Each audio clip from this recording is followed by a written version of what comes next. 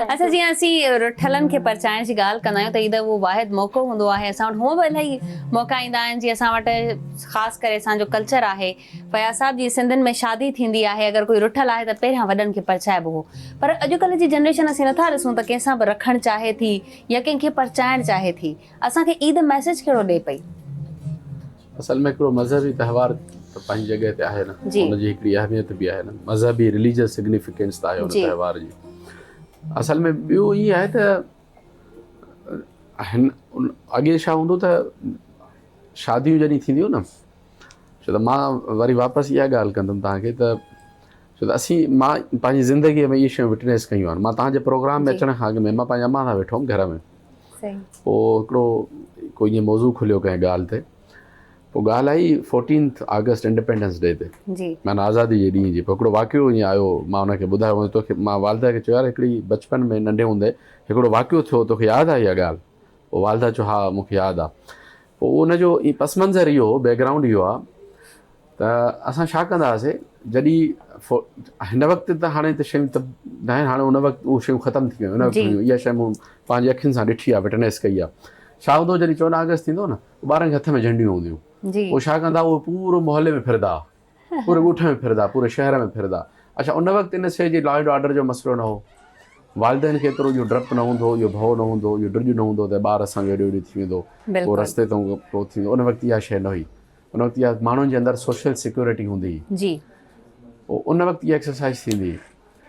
ईअं ई जॾहिं शादियूं थींदियूं न, पोइ जॾहिं शादी कंहिंजी थींदी न, पोइ उनजी तारीख़ रखंदा हुआ माण्हू, पोइ तारीख़ रखंदा त पोइ तव्हां वारी ॻाल्हि जेके रुठल हूंदा न, पोइ उन्हनि खे मल्हाइण वेंदा शादीअ खां अॻु में, त तारीख़ जो हिसो थियनि और फलां तारीख़ आहे उनजी असीं फिक्स था कयूं, पोइ चवंदा तारीख़ जो ॿधिजणु।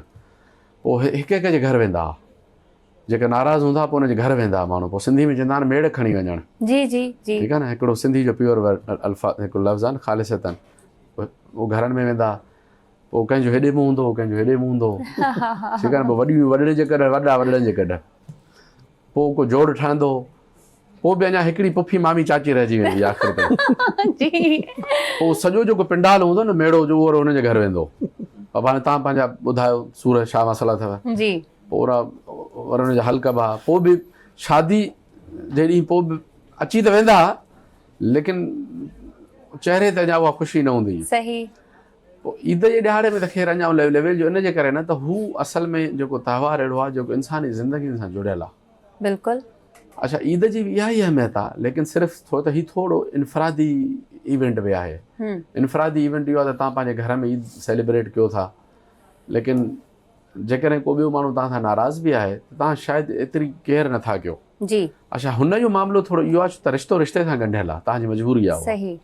हिन में उन लेवल जी मजबूरी न आहे त इंसानु ज़रा पाण खे थोरो आज़ादु फील करे थो पियो, ठीकु आहे न। लेकिन इन जो इहो कतई मक़सदु न आहे त हाणे मिसाल हिकिड़ो तव्हां मैसेज कंपोज़ था कयो ऐं करणु खपे, उहो तव्हां सभिनि खे रोल आउट करे छॾियो। अगरि को नाराज़ बि आहे न, तव्हां हुनखे ईद मुबारक मोकिले छॾियो, तव्हां पंहिंजो फ़र्ज़ु अदा करे छॾियो। अॻिला जेकॾहिं बोट ईंदी, अगरि हुन में एतिरो ज़रफ़ हूंदो या उहो सम्झे ठीकु आहे हाणे ईद जो ॾिहाड़ो आहे, मां वापसी में ख़ैर मुबारक लिखां, त अची वेंदो मैसेज। जेकॾहिं न ईंदो त तव्हां पंहिंजो फ़र्ज़ु अदा करे छॾियो। लेकिन इहो हिकिड़ो यूनिफॉर्म मैसेज अहिड़ो हुजणु खपे जेको सभिनि ॾे रोल आउट थियणु खपे ईद जे ॾिहाड़े ते। हुनजो मक़सदु इहो न हुजे मां हिकिड़ो हाणे मसइलनि हिकिड़ी ॻाल्हि ॿुधायां। अच्छा न असांखे एतिरी विज़डम न हुई न, इंटेलेक्ट न हूंदी आहे उन हिकिड़ी उमिरि जे हिकु हिसे में। हिकु दफ़ो असां हिंदू उस्ताद ईद मुबारक खणी वियासीं, उन हिंदू दीवान हुयो, उनखे चयोसीं ईद मुबारक। हाणे उहो छा चवे मोट में त मां त हिंदू आहियां, मां त ईद मल्हाईंदो ई न, सेलिब्रेट न कंदो आहियां, तव्हां मूड़ी छो आया आहियो? हाणे हू साम्हूं इहो नथो चवे, उहो वराए चवे थो ख़ैर मुबारक। अच्छा उहो इनजे करे थो चए त उहो उन सकाफ़त ऐं कल्चर जो हिसो आहे।